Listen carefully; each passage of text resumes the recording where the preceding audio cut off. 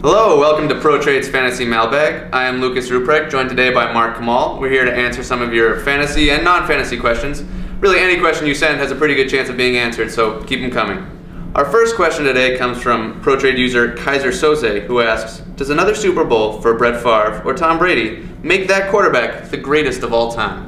You know, Lucas, that's actually an interesting question, a hard one to answer because the greatest of all time doesn't necessarily have a set criteria associated with it, so you can't necessarily say this is definitively the greatest of all time. I think both Joe Montana and Johnny Unitas will have something to say about that, and even Dan Marino, even though he doesn't have any Super Bowl titles. Either one of these quarterbacks winning the Super Bowl will put them in that competition, in the top five, basically. Obviously, you're a big Brady fan coming from the Patriots fan background, and you probably think he's top five. You know, I even think Sammy Baugh deserves to be in that conversation based on my history and being a Redskins fan. Yeah, I mean, I think the important thing to consider here with Brady is that he's still a relatively young quarterback. I wouldn't say right now that this would make him the best quarterback of all time. He has a lot of time to put him in a position where he would be almost indisputably the best quarterback of all time. He won his first MVP this year with all the tools around him as well. You know, Favre already has 3 under his belt, so you know the Favre backers will say, as an individual, he's done as much and or more than Brady having those 3 awards in a row, 95, 96, and 97. But if Favre wins this year and he gets to 2, and he does it over a long course of a career, I mean, obviously Brady's story is still unwritten, still a lot of time left. We don't know if he'll play as long as Favre. But Favre, one of the remarkable things is how long he's actually played, and obviously his durability associated with that, and sustaining a level of competitiveness over that whole course of the career and seeing what he's doing at 38. Leads us to an interesting baseball question, actually.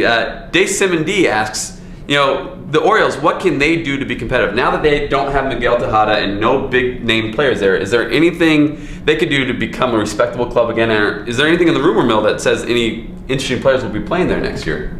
The biggest rumor on tap for the Orioles right now is the potential trade of Eric Bedard to the Seattle Mariners for a package that includes Adam Jones and potentially Carlos Triunfel. If they can get a package that nets them both of those players, regardless of what else is in the package, I think it's a deal they have to take, because both of those guys are potential franchise players, and Adam Jones in particular will be in the major leagues this season. So I think it's a deal that really behooves them. Aside from that, from an organizational perspective, they need to start building the farm system to have any chance here. They don't have a lot of talent up front. They don't have a lot of talent at the top of the minors. So they need to start adding players to their system and start developing from within. It's the only way they're really going to have a chance to compete. To get back to football a little bit here, we have a question from KW Chamber, who asks, does Pimp predict that we'll see T.O. cry again next year? It's my quarterback. And if you guys do that, man, it's unfair. We lost as a team. It's interesting. There's some strong fundamental indicators here that the model is looking at, like the moisture to tear duct ratio. Also, the contrarian bridge jumping actually says something about here. It says, we think we'll see it around week 6 next year. They might start, you know, Cowboys might start off 2-4. Somebody insults Tony Romo and his new love affair of Britney Spears. T.O. rushes to his defense. Tears start flying. So week 6 is the over-under. I will take the under. That contrarian bridge jumping theory really knows everything. Another interesting question that we got from user Barnetto, asking about a sport we don't not always follow, women's tennis, asks, who do we think will win the women's bracket of the Australian Open this year?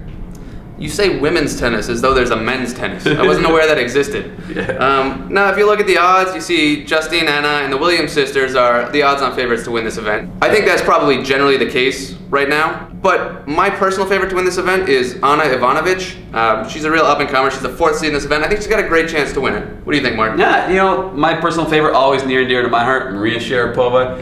You know, been near and dear since she turned 18 a few years ago. So she's a fan favorite. And quite honestly, the only reason why we were talking about this question is so we could put up the pictures. So yeah, there they are.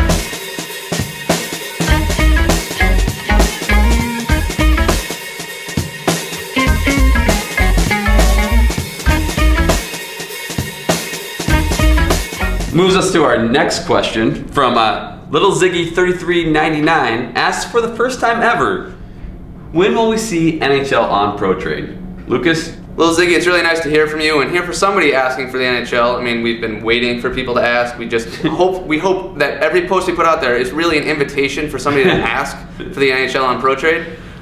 You know, we wanted to get it out this year. Unfortunately, we've got a lot of things on the hopper here, and it just wasn't able to get out this year. But next year, we are planning on having NHL teams available on the PROTRADE market, so check them out then. So, NHL 2008-2009 season. Please stop asking.